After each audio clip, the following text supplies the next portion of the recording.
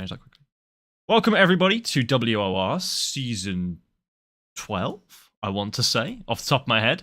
My name is Boffers, I'm joined by Reigns, and today we're going to be taking you through Austria of Tier 3. Hopefully things are good to get underway. Didn't really have much time to pull an introduction sequence today because they kind of threw us into the fracas nice and early, I suppose you would say. But either way, here we are, straight into it. A good one, Austria, a fun track, very limited on corners, I think we might say, with what I think 10 corners, and some of which, as we were discussing before we went live, aren't really even considered to be corners. So to me, that's an interesting one at the very least. I agree. I mean, some of them are not even pointed out by the game itself to be corners, so it's kind of funny how it's considered a corner. That will be turn 2, going up to turn 3, which seems like turn 2. Very confusing, but that makes sense. We have a wet qualifying. I had yet to know what the weather is going to be like for the race.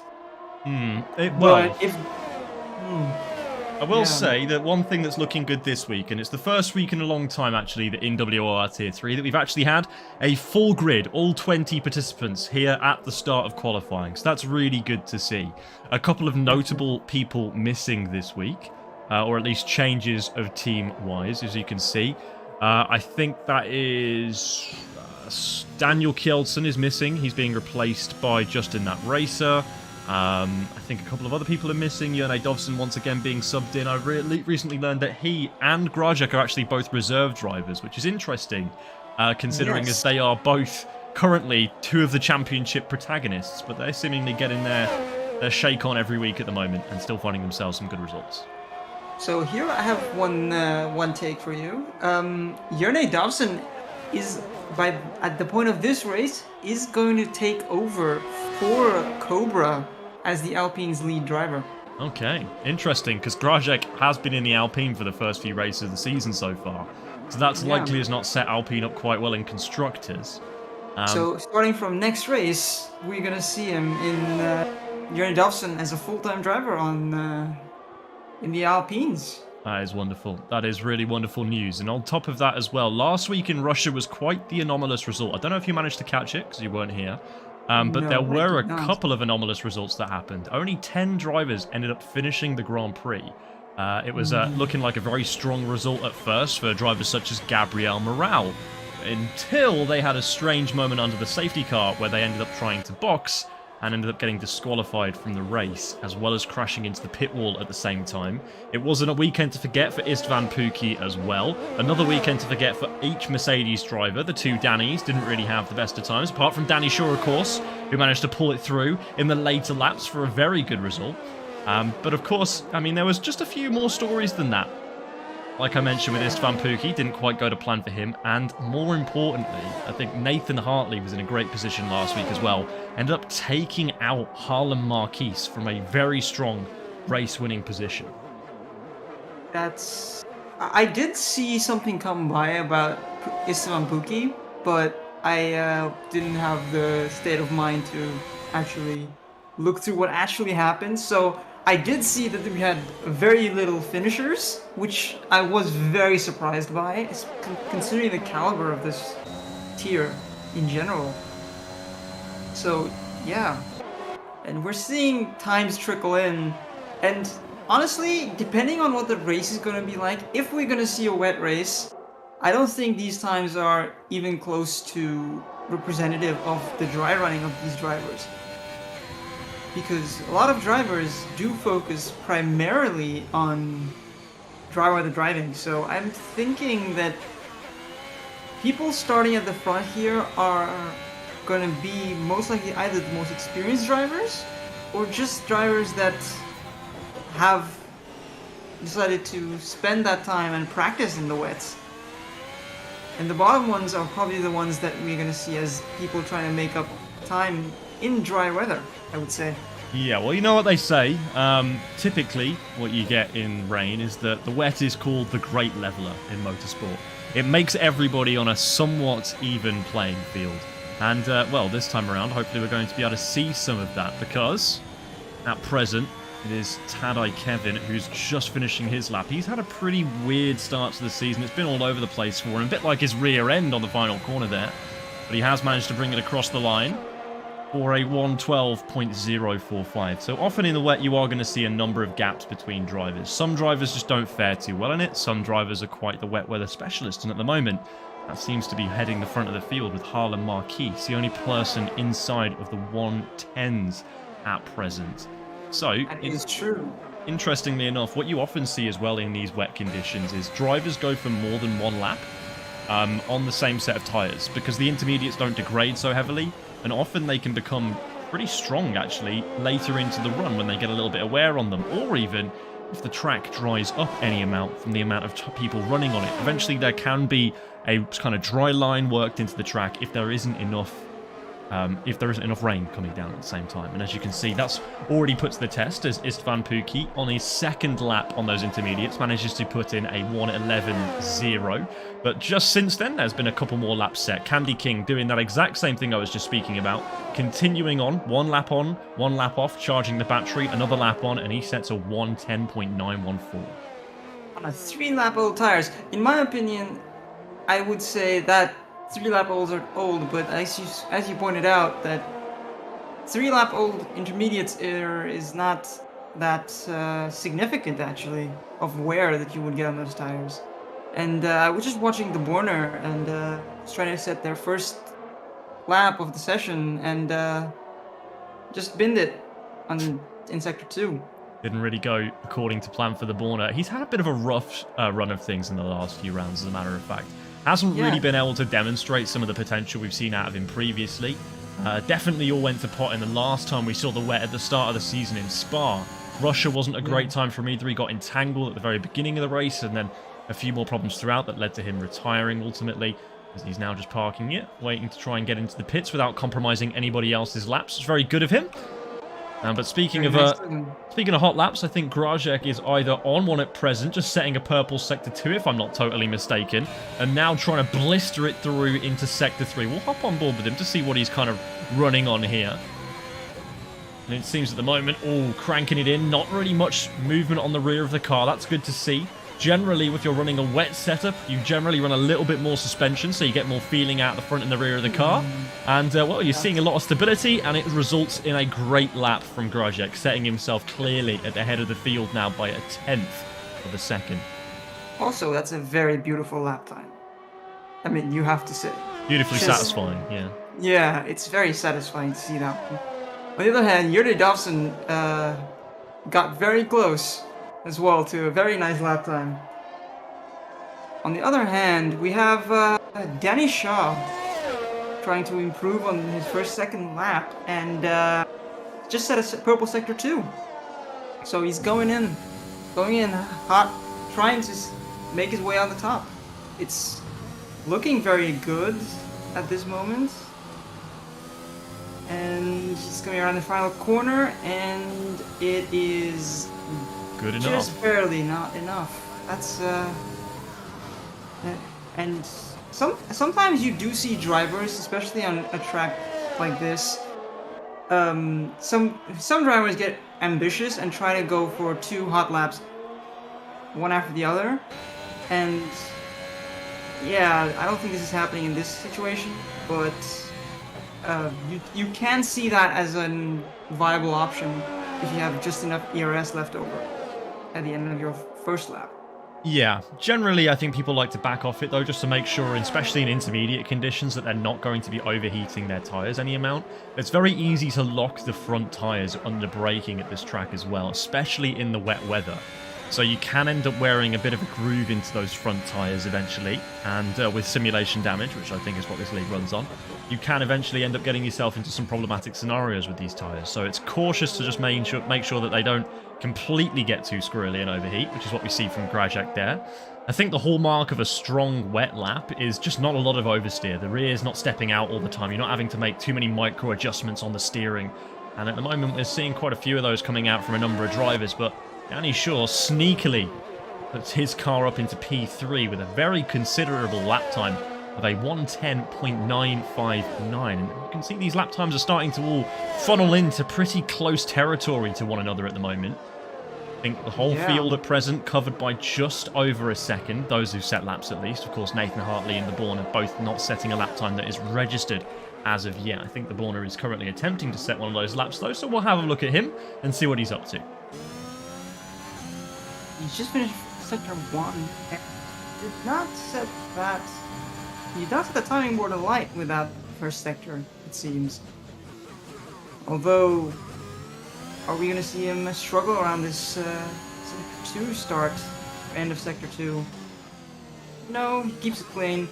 You need to be careful on this exit right here of invalidation, because it's very easy to get a little bit of understeer and just go across the white line and invalidate. The track limits there are very, very precise. You either make it or you don't. It is very difficult. Ooh, bit of a snap on the rear of the Alpine there on the exit from the corner. That puts the Borner up in 14th, so not a lap to be laughed at by any means, but meanwhile at the front of the field we've been having the lead, or at least the pole position time, changing hands quite considerably. We're now down by 0.2 of a second on Grajek's previous time of a 1:10.8 dead, which of course now falling quickly by Danico. I think drivers starting to get a little bit more confidence in the track here now. Istvan Pukki's managed to put himself up with a 10.8. Wide on the track limits, but it's okay. A little bit more forgiving in the wet conditions as he's about to cross the line. I'm not sure whether it's to finish or start a lap. It's to finish one, and he goes second on the timing sheets, the second person into the 1:10.6s. So those times are starting to crumble now, and I'm not sure whether that's totally representative of the track drying out, or people on some older tyres, or what it might be, whether it is just driver confidence starting to come through. But I would either way. hope so. I really hope so, because if the track starts drying, it tends to dry very quickly, and the intermediates are just not that great when the track really starts drying up considerably. Like, you are starting to see the raindrops, like, still going, but not as heavily as they were before, it seems, at least on my screen. I don't know about yours. No, they're still there quite a bit. I think they're not showing any signs of slowing down right now, but actually, I hate to cut you off, but Istvan Pukki's not showing any signs of slowing down either. He's gone for a second straight lap without recharging the battery or anything, and he's flying so far. 2 purple sectors as he rounds the final corner at turn 10 to try and make something of this lap, to try and put himself on the top of the timing sheets, and he does exactly that, improving by over 0.2 of a second to crank those times down now into the 0.4s. An impressive time from the Ferrari driver. He usurps Harlan Marquise at the top as well. It's going to be an interesting race as now Jone Dovson heads to the top of the timing sheets in the Alfa Romeo with a 0.3. That is another considerable lap. And at this moment, he's still a reserve driver until next race, which basically points out, give this man a full-time drive, is basically what he's saying. Give this drive to me, as the winds start picking up on my side. Yeah, lovely. Windy times out track today, and also, of course, in person. But not even last to mention, Grajek currently, I think, leading the championship, if I'm not mistaken. Trying to set a lap here, but he is about to come across a lot of traffic. Jone Dovson trying to get out of his way, alongside a couple of other drivers as well, but just managing to keep it clean as the Red Bull stays over to the right-hand side of the track. It's not really a fantastic lap from Grajek so far, but it certainly is looking like it's going to be improving him somewhat. We'll have a look at the sector time when it comes up here at the end of Sector 2, just quite where he's looking. Currently 300ths under the best Sector 2 time of Jone Dovson, so this is a really good lap actually looking like it from Grajek. Of course, he lost a little bit of time in Sector 1, not sure whether those back markers would have impeded him any amount, but now rounding Turn 9, keeping it clean, well within track limits. Got to do the same at Turn 10, probably short shifting out of here, going through the gearbox nice and quickly, and ends up only improving himself by 1 place with a 1:10.6. Loses a bit of time in the first and third sectors, but of course, a stonking middle sector from Grajek. Carlin Berkey has an incident as or did he just retire in the pits? I think he retired in the pits, realizing that maybe this is not the way to go. That wets are not considered. That's very, very difficult to just make it like that, to just retire just with 2 minutes left on the clock. It's odd. And on the other hand, Nathan Hartley still has not set a lap time. He's not even left his pit box. That is a very risky play. Worrying, maybe. Doesn't want to damage his confidence in the wet. Maybe, I'm not sure. Maybe. Or accepting that I've not had any practice, maybe? That's One also of those. possible. Could be. Currently a reserve driver, I believe, stepping in. But nonetheless, at the moment, we're on board with Tax as he's trying to set a flying lap. Currently sitting 6th in the timing screens, setting another fastest middle sector. Purple flies up on our screens. And now we get to see whether he can handle these final few corners. Often considered to be the most difficult on the track. Very rear limited as well with the high speeds. And he's invalidated on the exit of turn 9. That's upsetting. Now, will he go again? Will he go again? That's the interesting part for me. He's got enough time on the clock. That would have been a 110.5 for him, which would have actually put him in 3rd place ahead of Harlan Marquise, I think. Didn't really show up long enough for me to directly compare times, but a good lap from Tax. Let's see if he tries to go and attack it again for a second time round. This is looking like he is. He's not really backing out of this one by any means. Faster than he was previously in that first sector. So he's going to stick with it. Let's see if he can set another purple sector too. Yeah, I think he just needs to be careful for turns 6 and not 8 are usually and 9 and 10, but those are a little bit more. You have to make sure you don't get understeer. But mainly these corners here that he's coming towards are very difficult, especially in the wets. And he keeps it clean. It's very good. It's very. And keeps it clean there as well. And coming down to the final 2 corners, and he needs to not make the same mistake he made prior. Better this time. And he keeps it in the limits. Yes, he does. And across the line for P4. Oh, good time. Good time. Much better than his last time round would have been, but it doesn't help that now Harlan Marquise managed to improve his time as well. We're also seeing, I think that's Istvan Pukki starting one of his final flying laps of this session. I think he is only going to have time for one of these laps as well, so I think he's out on fresh tyres, going for it. 15 seconds remaining in the session. Jone Dobson's about to start his last flying lap shortly as well. He's actually currently hampered up in Sector 2. I'm not sure whether he's going to get round in time. He's got plenty of traffic in front of him. Flag is nearly out. Jone Dobson has actually spun out the session anyway. Doesn't matter. 3 minutes remain on the clock, of course, for people to finish their laps. Of course, we've seen people finishing already. Joshua Pienaar for one of them. He's first over the line. Nathan Hartley doesn't even set a time. But this one has to be a good one for Istvan Pukki if he wants to try and usurp the Alfa Romeo from that pole position spot next to him on that front row. Middle sector's looking strong, but is it going to be troubling the top? Not purple, but seemingly slower than his previous best. Just struggling to find the grip out of there on this low-fuel new intermediate set run. It's not looking like the best of laps for Istvan Pukki. Second place might have to be where he settles, as both players behind him, Harlan Marquise and Tax, have both finished their laps, both finished their sessions, so they'll be starting from those places. Istvan Pukki does not improve on his time either. Danny Shaw to cross the line shortly, as Danny Coe doesn't improve. It's through Sector 3 now. Danny Shaw is trying to barrel his way on, but this lap is not setting it alight either. Middle part of the session seemed to be where there was the most grip available, and now it just doesn't look like it's operating as intended.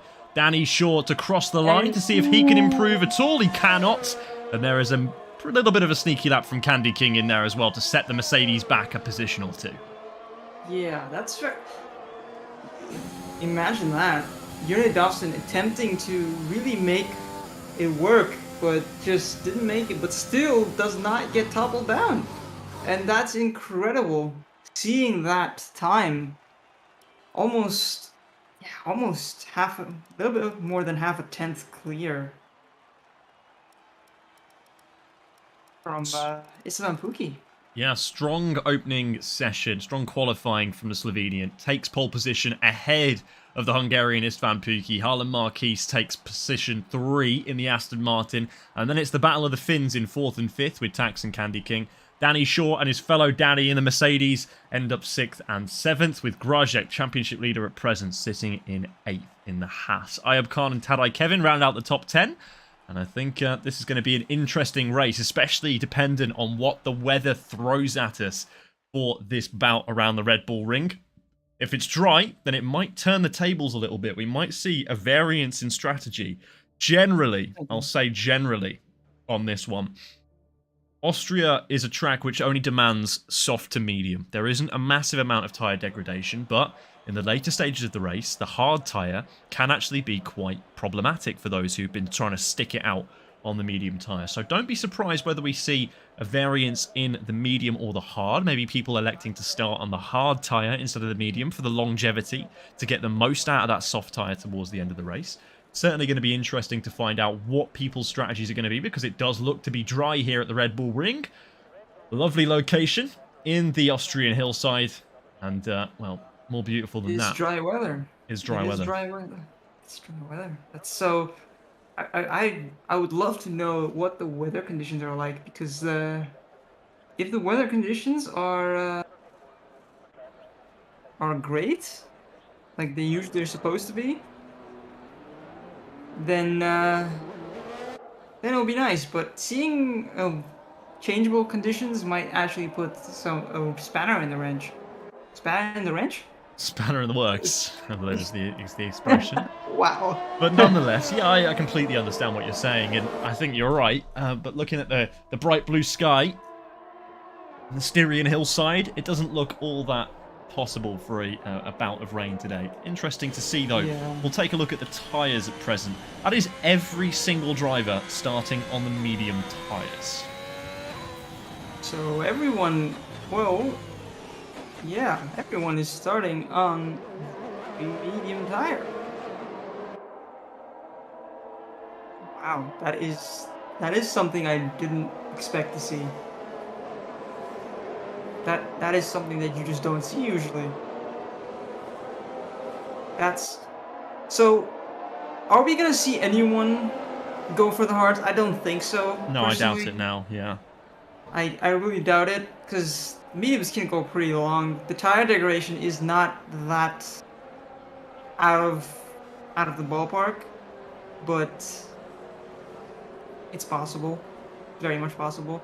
And here they are lining up, just about onto the front. Is Jørgen Dobson gonna try and stay ahead after turn 1? Istvan Pukki wants to actually make a considerable improvement from last time, or last 2 times even. Yeah, I think one thing that's going to be important to mention here as well is that with Grajek starting down in 8th position in the Haas, it's going to be very difficult for him to try and make up places in the early laps. Generally, DRS is the way to go here in Austria, up that run to the hill, or even the run to turn 1, down even to turn 4. You've got a lot of DRS zones in quick succession, so you can make up quite a bit of time if there is the driver in front of you who doesn't have DRS, but we won't have much more time to speak about it, because we've got 5 red lights, and they're off. Off to the races they go. Jørgen Dobson with a good start tries to cover off Istvan Pukki, but they're already banging wheels into turn 1. Harlan Marquise tries to go around the pair of them, and he does! Takes, straight up the inside. A beautiful move. There's carnage at the back for Tadej Kevin, but it's all okay, because Istvan Pukki and Jørgen Dobson are going wheel to wheel now. Jørgen Dobson, the Slovenian, dives up the inside, has the inside line. Istvan Pukki's going to try and tough it out. It's a bad exit for Harlan Marquise. He gets it all squirrely on the rear. He's pushed onto the grass for the Ferrari. These front 3 are going to be at it all season long, I can just tell. It's been them pretty much all the season so far, and they're not showing any signs of slowing down on it. Tax makes his way up to 4th position as well. Candy King slipping down the order. Grajek making up 1 place since the start of the Grand Prix. And he keeps going, and this battle in the front. Okay, they're starting to fall in line of sorts, which is something. And in the back, we have Edu actually with, I think, front wing damage. Oh dear, maybe he was involved in that altercation. Yeah, must have been involved in that altercation with Tadej Kevin. Don't expect to see Tadej Kevin drop into the pits as well. Yeah, there was a bit of a kerfuffle at the back in turn 1, as is often the case in Austria. Track just doesn't seem wide enough.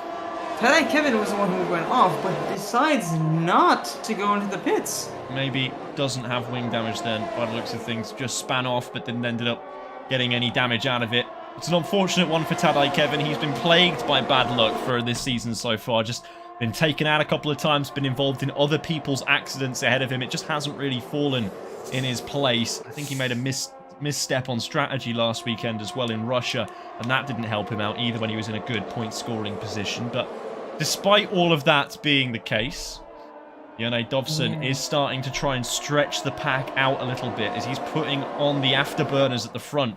Trying to burn off, I'd imagine, a bit of his battery too. Does have 80% of that remaining, but already using quite a big chunk of it on this lap at least, as he's trying to get away from Harlan Marquise. And that's the last thing that Istvan Pukki will want to be seeing, knowing full well that a championship which he believes to be his, really, is he's got such good pace on a number of these tracks.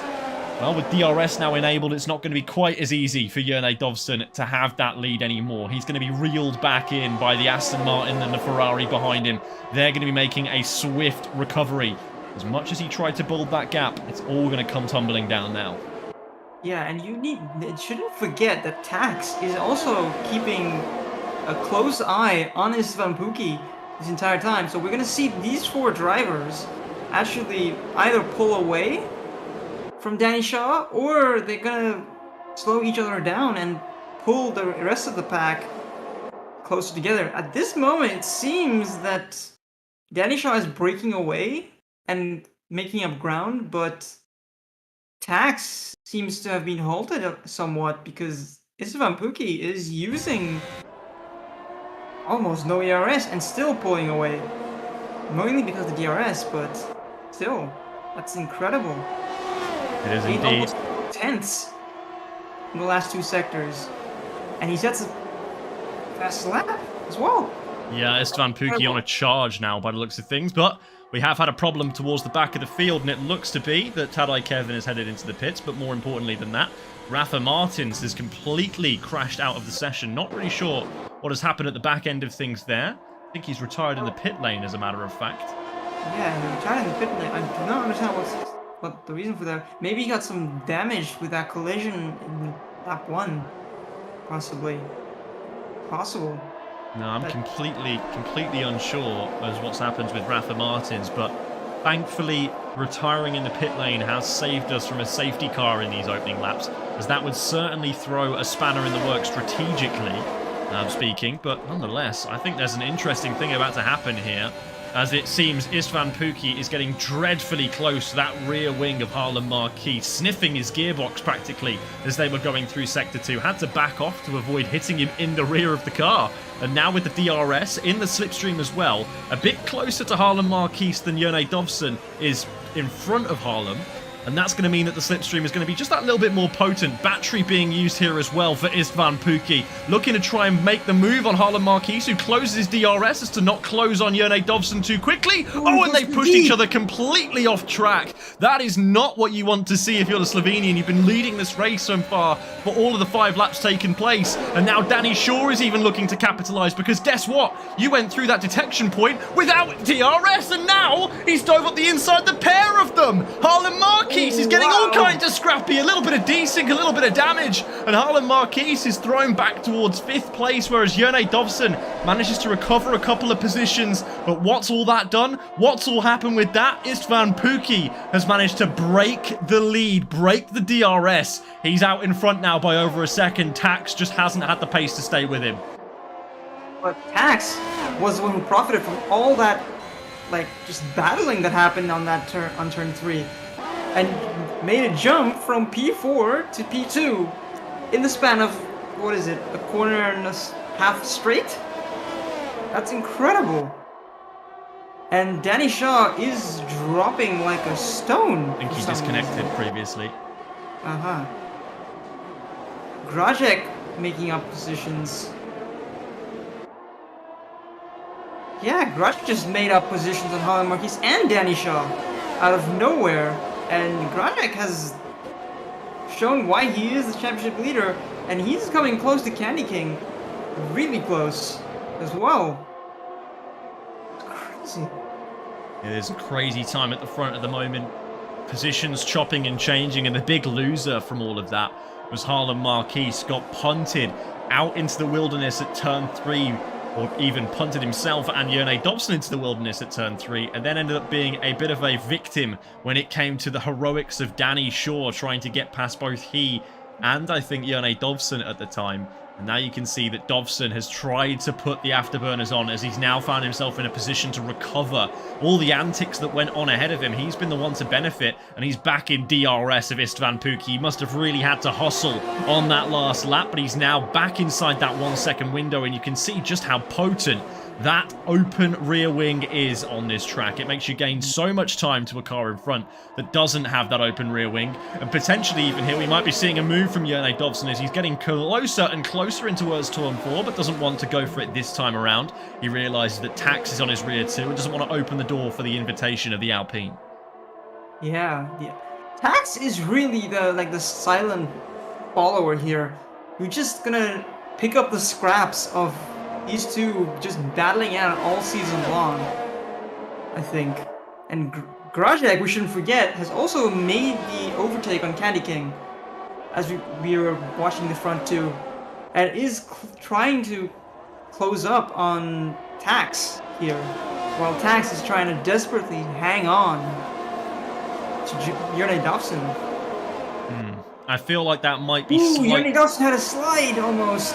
Okay. A very big moment. That might leave him vulnerable. That might leave him vulnerable heading up the hill past turn 2 and into turn 3. But with Jerne Dobson having that DRS, I don't think it's going to allow Tax to attack at this moment in time. And as you were saying, to further your point about Grajek, by the way, it's one thing getting ahead of those cars behind of you now, but you need to break them, and you need to either settle into your own rhythm where you're not going to be messed with by them, or you need to try and catch up to this group in front. And that's going to be heavily reliant on you using a lot of your battery, taking a lot out of your tyres at the moment, because they have some very strong pace at the front. Jerne Dobson and Istvan Pukki have been on a different level, not only throughout qualifying, but also here in this race so far. They're both gaining positions. They've only swapped positions, as a matter of fact, off the front row. And Tax is just hanging on to their coattails. I don't think he's going to be dropping off with that very potent DRS here at Austria. So Grajek's going to have to do something special if he wants to try and catch up to this leading group. Or the top three keep battling really hard, and Grajek can close the gap, which is very plausible as an option. And you can already see in the last 1.5 laps, Grajek has made up almost a 10th approximately, which doesn't seem like a lot, but at their speed, that is a lot to make up. Because Istvan Pukki is trying to defend for his life here, and Jerne Dobson just can't find the gap. I'm not so sure at the moment, as a matter of fact. I think from the way I'm reading this, and I could be reading this wrong, but definitely something to keep an eye on at the very least here, is that for me, Jerne Dobson looks quite comfortable just sitting in behind for the moment. I don't know whether you've noticed this, but he doesn't seem to be making too many dummies or fakes for a move. He's actually opening and closing the DRS a little bit as well on that second straight in order to just try and keep himself firmly in second position, in a position where he can potentially recover his battery as well. So he's not setting himself up for failure just yet, but this time he's getting considerably closer reins, and it looks like he might be heading for a move up into turn 3 this time. He's got the DRS wide open, not closing it this time. He's pulling out of the slipstream, and this time around, Jerne Dobson is going to slide up the inside of the Ferrari into turn 3. And crucially, Istvan Pukki doesn't have the ERS to battle it out. Because Istvan Pukki has 50% ERS, while Jerne Dobson, get this, has 92. Almost double. You were right, by the way. You were right. I have to say you were right about the battling at the front potentially compounding the problems in this pursuing pack. I've just noticed, look at that delta time. Look at that interval data. It's nearly within a second, and there it is. Candy King is pushing, and he's pushing hard. He's dragging Grajek and the rest of the drivers all the way down as far as 13th with him. Everybody up to Ayub Khan is in this pursuing DRS train. So now, this front 3 has just become a front 12. What a straight burner that has been from Candy King and Grajek, working in unison to get up there. And I think that's actually Tadej Kevin that's come out of the pit lane after retiring in the pit lane. His car is impeding the track. And now Istvan Pukki and Jerne Dobson battling up front, out onto the curb at turn 3. It's fair, but it's a little bit nip and tuck. And with the DRS, it looks as if to me that Jerne Dobson is just going to sail on by. That is That is one thing, but I don't think Istvan Pukki is going to let this happen on its own. And crucially, that is increasing the chances that Grajek and Candy King, and basically the rest of the field, essentially, down to Ayub Khan, just being there to take advantage if anything goes down. Anything at all. And remember, the only people that have yet to stop have not to stop yet are Edu and the Borner. Edu could essentially Edu essentially has to do another pit stop because he's gone to 2 mediums, but the Borner at the very back. I don't think he'll be making it to the end on those soft tires. No, I don't think so either. But it's a very, very outside chance. A safety car would bring him in to this fight. Most definitely. And at the front, speaking of fighting, they're still scrapping. Lead changing hands every corner, every straight. Istvan Pukki losing first position after only gaining it a corner before, and Jonas Dovson just sliding on in. Tax is getting awfully close to the rear wing of the Ferrari, but once again, coming off second best in this bout. As he's the third car in the train, it's not necessarily as easy as for him to make the moves that he wants to. He either needs Jonas Dovson to put a bit of a gap between Istvan Pukki and himself, so that he can try and capitalise on the Ferrari in front, or needs to try and do a double move on both the Hungarian and the Slovenian, which would definitely be a risky one to say the least. We've already seen Danny Shaw attempting some similar heroics that didn't necessarily go according to plan, but now he and Harlan Marquis, who are both compromised by those heroics, are back in this front pack now. So they might have a way in the future, maybe with the pit stop strategy and undercuts potentially, to make this one work a little better than expected, as the Borner, I think, is getting involved here as he's coming out, back marking. I think he's just been for a pit stop of his own, onto some more soft tires. Yeah. Also, I don't know if Tax is confident that he can hold on. If he somehow managed to make a double overtake stick, that he can hold on to P1 against these two incredibly quick drivers. I don't think he has the confidence at this point. Maybe he does. I could be very wrong, but Istvan Pukki and Jonas Dovson have been in a league of their own in the last few races as well. They've shown why they are in the front at this point, time and time again.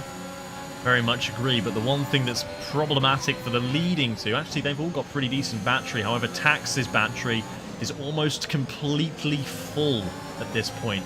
Runs a little bit wide there, that will have compromised him for this particular chase down, so he's going to use quite a little bit of battery to get up towards the rear wing of Istvan Pukki once more. Istvan not looking to try and go by this time, but on this second straight, you better bet your bottom dollar that Pukki is going to look to the outside this time of Dovson, who's defending for his life. Probably won't find a way around this time. If he does, it'll be problematic because it's going to be Dovson with the DRS, I believe, because he was just ever so slightly ahead of the detection zone. That's no good for Istvan Pukki. He doesn't get the move done and even loses out on the DRS. That's not what you want at all, is it? Yeah, but I don't think he was at any situation worse off in that scenario because they were so close together. A little bit of ERS usage there to minimize the damage, so to speak. And down the order, there seems to be just people in like one giant DRS train all the way down to P12, which is to be expected considering the nature of this track, but that's also extreme. Going down to P12 with just a second between everyone is incredibly surprising. Yeah, it is indeed. And I think, like you say, it is kind of the nature of the track. With the DRS zones, it makes it very easy for the field to bunch up when they do get in that DRS range. Currently, Ayub Khan has just fallen out of that as well. So what was 12 now becomes 11 in this train. I think tire wear is starting to kick in for some of these drivers who have not been able to manage their tires as well as the front of the pack has. Ooh, Tax almost looking for a move for a second, it seemed like. I think it was a fake. I think he was dummying it to try and get Istvan Pukki to cover it off, and then obviously, as a result of that, take a compromised line into the corner, and they're compromising his exit. But Pukki did not fall for it this time around, and Tax still trying to find a way through on that particular front. But Tax came out worse because of that. He's down 3/10. Yeah, I think this battle at the front, though, I think we're going to see it start to stagnate for a little while now, as we're getting in towards the pit stop phase. I think a couple of these drivers are going to want to try and hold on to their batteries for a little while. They're going to want to try and hold on to not making an unnecessary pit stop by taking any brash overtakes, wing damage or whatnot. Can be difficult. Speaking of which, though, I think Istvan Pukki here is looking to try and make a similar move to what he made last time. He's just got to make this one stick around the outside now, and it seems that finally it has worked out for him. Jørgen Dovson inevitably will have DRS, though, through this second straight. We'll hop on board and see what he's got, but a big exit from Istvan Pukki. Gets the traction down nice and early on those medium tyres. He must have saved them quite nicely, but once again in the braking zone, huge amounts of time gained, but I think it compromised his line in, Jørgen Dovson. I think he outbroke himself a little bit. Lost a bit of time to the back of Pukki at the moment. Maybe there's still time to be gaining this lap, or maybe this is where Pukki is deciding it's time to put the power down. He is not really burning too much of his battery. Having said that, though, immediately as we head up towards turn 9, he has turned on the overtake button.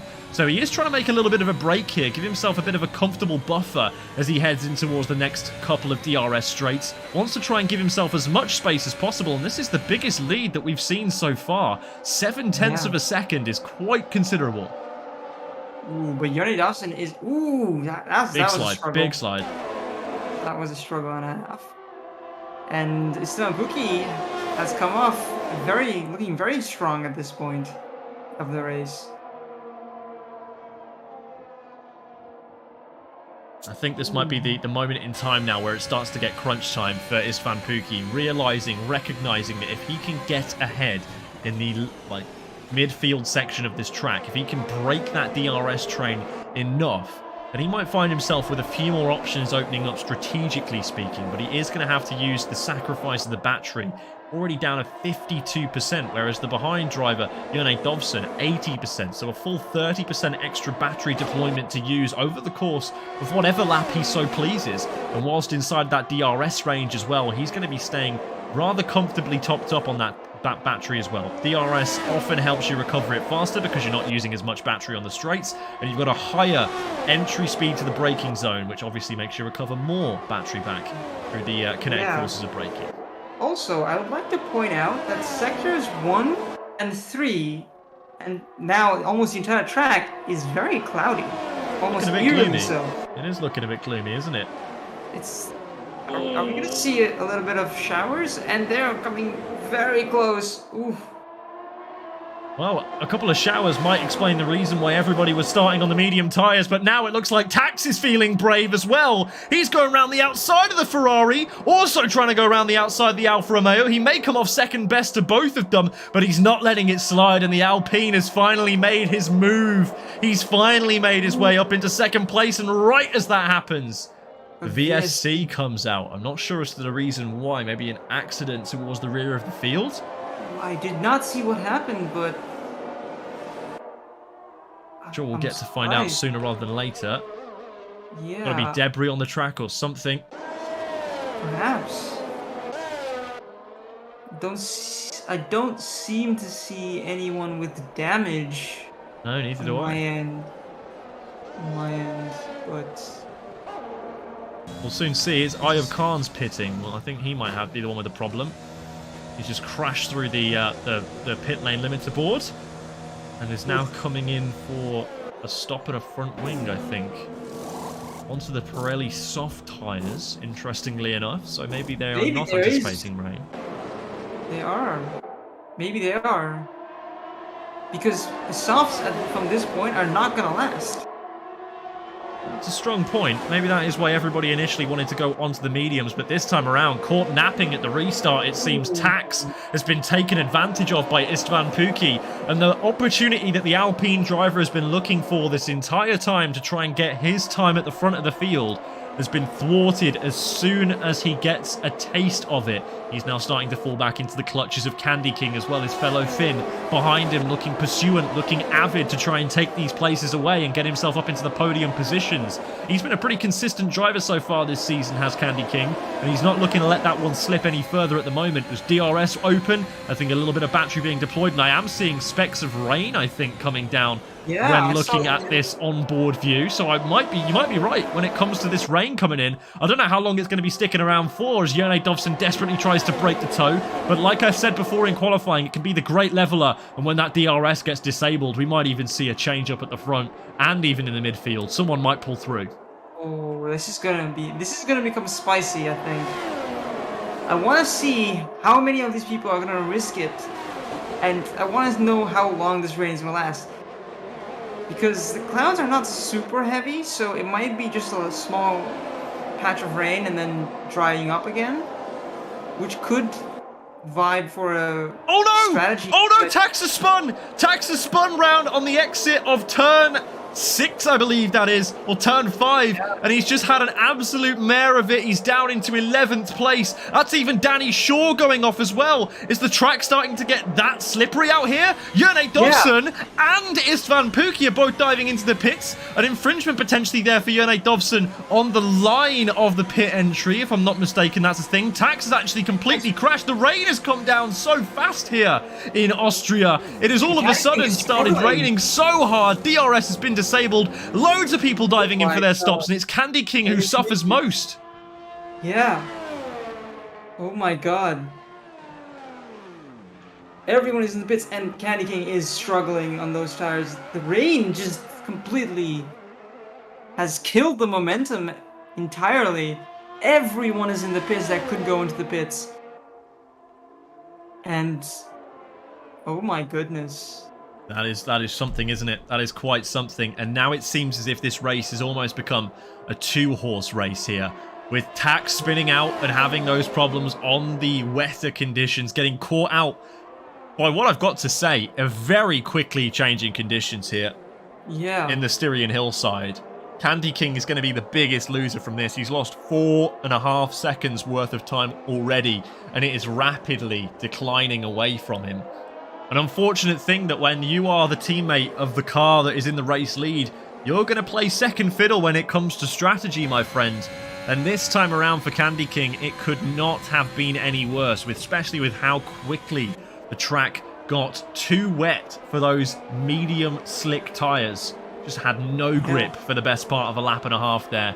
And those behind him have just reeled that gap on down. Istvan Pukki and Jone Dovson now in a league of their own at the front.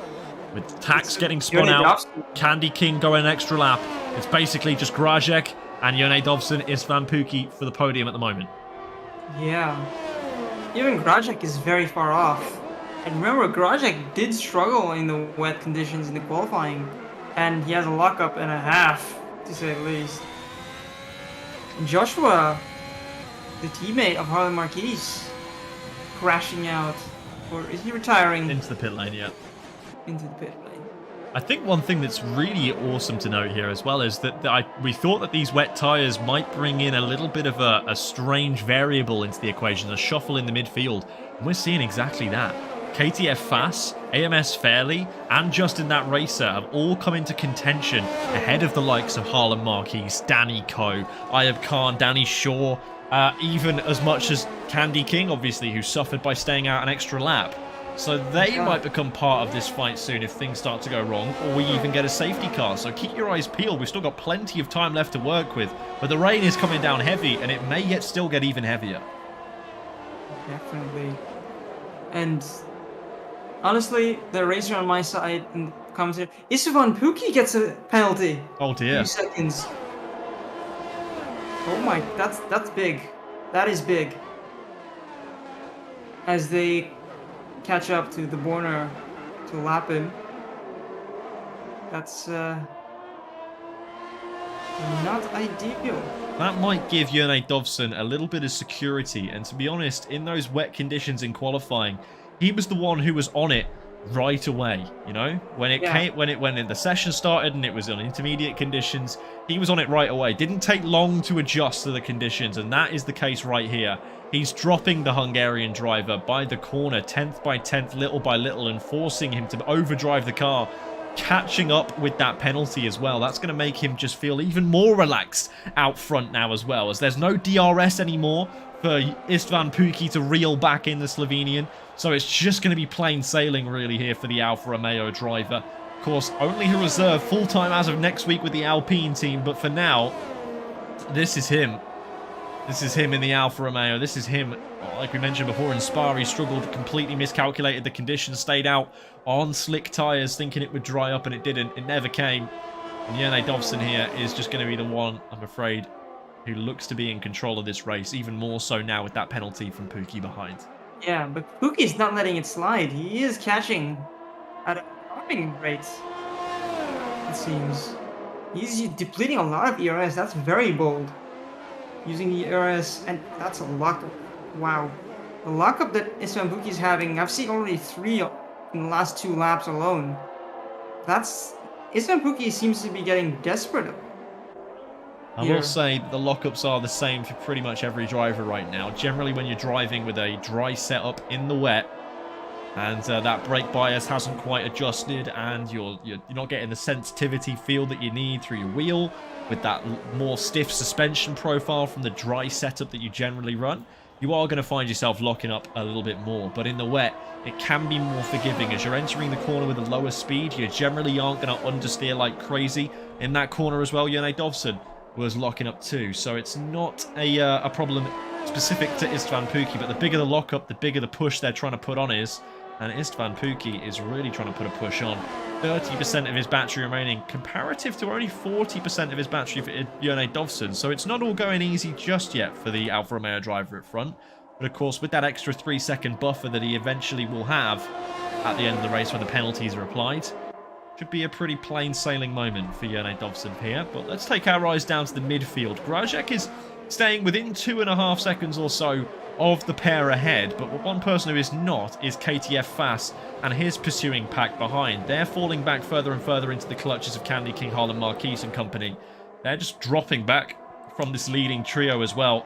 It's not looking like he's got the pace today in the McLaren, and the racers behind him certainly haven't been able to overtake him either. No, and also we shouldn't forget that Grajek is at the moment net P2. Yeah, that's true actually. I didn't even realise. You're right, with the penalty applied from Istvan Pookie, net P2, and that helps him just kind of shore up that championship lead a little bit. Whilst he will be losing points to Jone Dobson, of course, it still keeps him in the fight later on in the season. When you can salvage results like this from races that weren't on paper at the start looking very good for you, it's a championship drive from Grajek at the moment. Definitely. Also, Jone Dobson in the championship fight is actually way down in 7th, so this would actually just only help Grajek, who is, let's not forget, a reserve driver. I mean, I don't think that's ever happened in WOR. A reserve driver ends up winning the entire thing. Well, that might be a first. With the consistency at which Grajek is able to participate at the moment, he basically may as well be a full-time driver, but I guess it's based on, the time in which he applied. Maybe he was a little late past the application deadline or whatnot.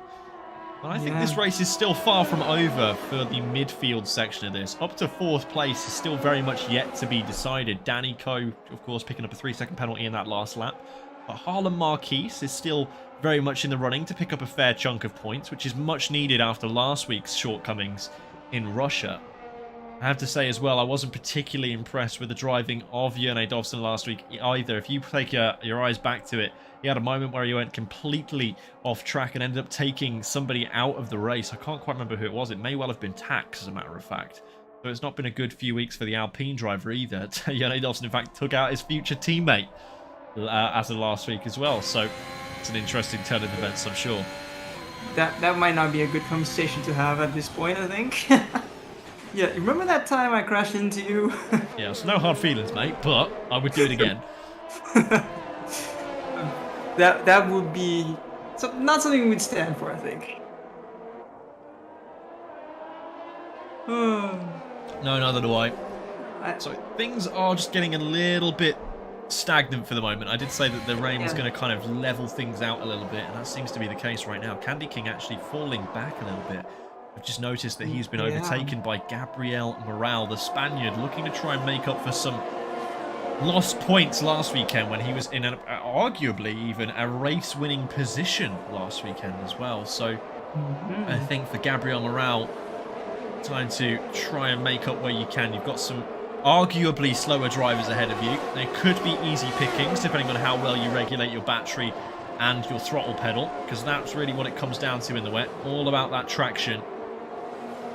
Gabriel Morale is just keeping that gap pretty comfortable at the moment. Harlan Marquis yet to find a way by either. I think when it comes to these weather conditions, you don't really want to be taking too many risks. Yeah, I agree with you on that one. But Grajek is making up ground, as you can see. At the moment, that's true. Is it possible that Grajek was holding the cards close to his chest, so to speak? That his setup was prepared for this scenario? That he realized, okay, the race might be wet, so I might need to have a setup that is gonna compromise, partially gonna compromise my dry running during the start of the race, but I might come alight during the wet session. I don't know. If that was the case, then he might have had a little bit more pace in qualifying than what we saw from him in 8th position. But at the moment, Yeah. is staying pretty stable at 1.8 seconds for the latter portions of this lap. One thing I will note is that he does have considerably more battery than both runners in front of him, which is really the only important thing to mention right now. Istvan Pukki has just put a load of battery dump into that straight at the moment. That's why he's gained so much time ahead of Grajek, which has all just been made back in the braking zone as Istvan Pukki got it all kinds of wrong ahead of him. But that gap behind him is only getting larger as well. I'd be interested to see what the lap times are at present, because that is just not looking great for KTF Fast. But the best news for him is that he is managing to keep everybody behind him. I don't know who's going to be trying to scythe through that field at the moment, because it looks as if they're all kind of struggling in that pack. Yeah, and it seems that actually, when you said looking up the times, Grajek is about almost 3/10 faster than Istvan Pukki per lap.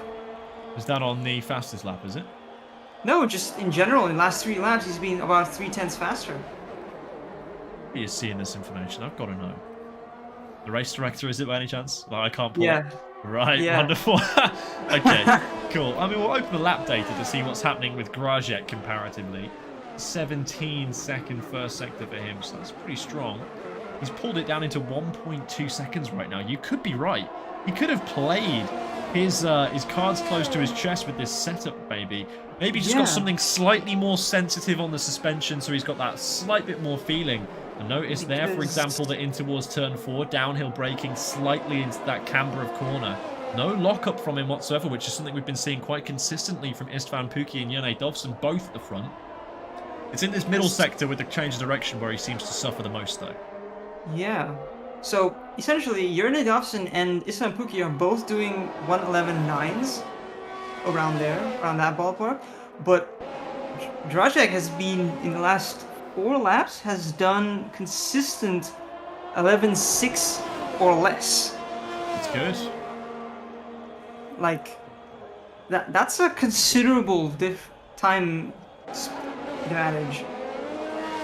3/10? I mean, this could even bring him even closer. And considering he's got almost double the ERS of the front guys. Ooh, okay, that's going to help him certainly close up, because this Van Pukki has just absolutely have to slam on the anchors in order to not go off track or into Jone Dovson up into turn 3. And you can see how much that's held them up. That gap has massively come down in those last couple of corners. Again, both the front runners locking up a little bit with that inside right tyre into turn 4. And that's just only going to help Grajek, but they're going to try and pull away again now. I don't think these two at the front are working all that cooperatively with each other, Reigns. I think they're going out for each other here. Looking to still try and get by, despite Istvan Pukki having that penalty. Yeah. Istvan Pukki might not have realized that, oh boy, Grajek is behind me, and I am not even going to get P2. Edu trying in the pits as we speak. Lots of retirees in the pits this session, but unfortunately, like, no safety cars as a result of it. No one's had a retirement on track, which is unusual, especially with the changeable conditions. We've seen spins, we've seen some damage, but we haven't seen anybody retiring on track, which is good. Considerable improvement on last week.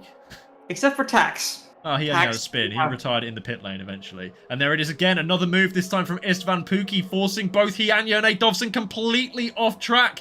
Dovson has to take to the escape road as he then comes back on track ahead of Istvan Pukki. Definitely an ambitious send, to say the least. But once again, it just invites Grajek back into the party. He's now 6/10ths behind in closing. He could still seriously throw a spanner in the works here with 4 laps on the counter. He's got all the time. He's got all the positions in front of him that he wants to gain. And the best case scenario for him as well is that Istvan Pukki makes a move on Jone Dovson and makes that move stick. So then only Grajek has one person to overtake. I don't think there's much chance that Istvan Pukki's got, what, 3 seconds worth of pace in him in as good as 3 laps coming up. I don't think that's really all that probable for him, just unless there's an issue behind. But I think for Grajek here, he's hoping that Istvan Pukki can do some of his dirty work for him and take himself out of the defense of Jone Dovson. Yeah, I think that's a very good plan as well, to be honest with you. But it seems that these front guys, for some reason, are depleting more of their ERS after realizing that maybe it's not gonna cut it. But as I speak, it seems like Grajek is just biding his time. I think he's happy to take P2 here if he can't overtake them on track. I mean, to be fair, I would be happy too, but no, he's making him ground. He's still making him ground. Oh, here we go. Istvan Pukki looking to try and put a move on towards Jone Dovson in turn 5. He's going to completely run him out of track. It's unfair, but the inside goes Grajek now into turn 7 and 8. He's made that one stick, and that's now the net race lead for Grajek here. Istvan Pukki is trying to break away from the pursuing 2 behind. But now Grajek has had that pace over these front 2 for the last few laps. I don't know whether Pukki's been feeling held up by Dovson, but Grajek now certainly feels like he's got an opportunity to try and steal this race win away. Dovson maybe has just taken a little bit out of himself here. Can't quite get away from this. Doesn't look like he's even making up that much time here on Grajek either. Not willing to burn too much battery on the straight, so let's keep an eye on to lockups and towards turn 3. Big lockup from Grajek. Completely misses the apex and invites Jone Dovson back into the party. This too is only allowing one person to get away. Of course, he needs 3 seconds worth of time, but that is going to be hard to ascertain. Not so hard if these two keep on fighting like they are at the moment. Round the outside at turn 4. We've seen this one before. Keep it tidy, boys. Don't want too much wheel banging. Up into turn 5. It's going to be close. It's going to be very close. But Grajek has managed to take the lead. It's a wide exit. Keeps it nice and tidy. And now in through these twisty sections. Fast, but still twisty. Keeping it tight. Keeping it neat. And now up the hill. Down in towards the dip of turn 9 and 10. Grajek is starting to build a little bit of a gap, but it can still come all undone if he does make a mistake in towards turn 3 or even turn 4 yet again. Yeah. Especially because turn 4 is an uphill one. This is crazy. This is actually crazy. Grajek is on pace to win this, and he has been faster in the wet during the race. The only problem I see here, though, Reigns, is that all of these drivers up front have literally, like, no battery remaining. They're all pushing to their dying breath. The one driver who does have a little bit more in reserve is Istvan Pukki. No mistakes this time around from Grajek either. Yeah. Well, Grajek has just, like, marginally more ERS than Istvan Pukki, actually. Oh, mate, must have upgraded. Must have got a little bit more in his tank there, then. Yeah. One thing that is interesting to note, though, I want you just to keep your eye on this, is the lines being taken by Grajek and Jone Dovson. In the wet here, I've noticed that Grajek is trying to square off these corners a little bit more. Try and make them just a little bit more flat, rather than Jone Dovson, who's trying to go with the kind of camber of the corner, trying to go with the curvature of it, try and keep it tidy and smooth. But that's not going to work as well as Grajek trying to get the power down earlier by trying to square off these corners, going wide on the entrance, steep into the apex, and then keeping it tighty on the exit. And it seems to have leveled things out here. Dovson does not have a reply for Grajek at the moment. I think Pukki is clear and home in first place on track, but that will not stand as a result of his 3-second time penalty for violating track limits. Now, if Pookie can seriously put the power down and get a good lap out of this one here, he might be able to just about push Jone Dovson out of his 3-second penalty range, but I don't think it's going to be easy for him to do it for Grajek. At present, he only needs half a second or so. 1.1 second in this one sector? That's asking much. That's asking a lot, but it does seem like Esteban Pookie is pulling out all the stops, and it's all up to Grajek to keep the race win here. I think Grajek's got this one nicely handles. Esteban Pookie crosses the line in first place on track. He won't be the first driver in the race win, though. That'll go to Grajek, who wins the Austrian Grand Prix in tumultuous conditions in WOR Tier 3. Jone Dovson slides home into second place by just over 0.2 of a second from the Esteban Pookie penalty. In fourth place, KTF Fast does manage to hold on to a very good result for him in the McLaren. Just in that race, reserve driver for Daniel Kjeldsen replacing him gets up to 5th. AMS Fairley made a move on to KTF Fast in those closing laps, but in the end didn't end up making it stick, as Gabriel Morale comes home in 7th, Candy King in 8th, Harlan Marquise with another weekend to forget in 9th, Danny Coe, Colonel Burks and Danny Shaw all rounding out the top 12, and then it's Nathan Hartley and the Borner. The Borner, really a race to forget for him this time around. 2 laps down, lots of penalties, just didn't get it right this time. And also, Grajek, being a championship leader at this point, increasing his lead by a considerable margin, but also becoming the first driver to score multiple wins. True. Yeah. Very true. And I will say for Grajek, not really the fastest driver when it comes to out and outright pace, right? No. But I think he's a thinker. He's a calculator. Gets his strategy right, picks his moments to make the moves that he wants to make, and is always in the right place at the right time to pick up the pieces from other people's mistakes. He's been capitalizing very nicely on that over the course of the season so far, and the pole secures himself his 2nd win of the season. His first came at Imola, his 2nd comes now in Austria. So he takes he's got a P1 in Imola, P2 in Russia, and P1 in Austria. Yeah, strong run of form for him. Yeah, if he can keep this going, I don't think only Esteban Pookie might be get close to stopping him at this point. Also, Esteban Pookie, because of the 3-second time penalty, didn't even make it to P2. No, just struggled, just got outside of it as well, unfortunately. Interestingly enough, the Borner, who was the only driver who got onto those soft tyres before the rain came, did get fastest lap of the race. Obviously, that won't mean anything for the championship because the German failed to score points in Austria here. So a great result for Grajek. A pretty alright result for Jone Dovson considering what happened last week, and the same for Istvan Pookie, a return to form for both of those two championship protagonists. In the end, it comes away with a pretty good top 3, a very exciting race, and I don't think I have any more remarks to put on it than that. Anything left to say, Reigns? No, I want to see this go down to the wire, and honestly, give Grajek a full-time seat. Dude is proving that he needs one. Yeah, absolutely. I think Grajek's doing a splendid job. Splendid job. So any team that gets him is just guaranteeing a great result at this point, it seems. Just Mr. Consistent, isn't he? I don't really know what more to say about it than that. Either which way, that's going to do it for us this week. Congratulations again to Grajek. Join us next week as we're heading to... Where are we heading to next week? We're heading to Netherlands, Zandvoort. Zandvoort next week. That'll be exciting.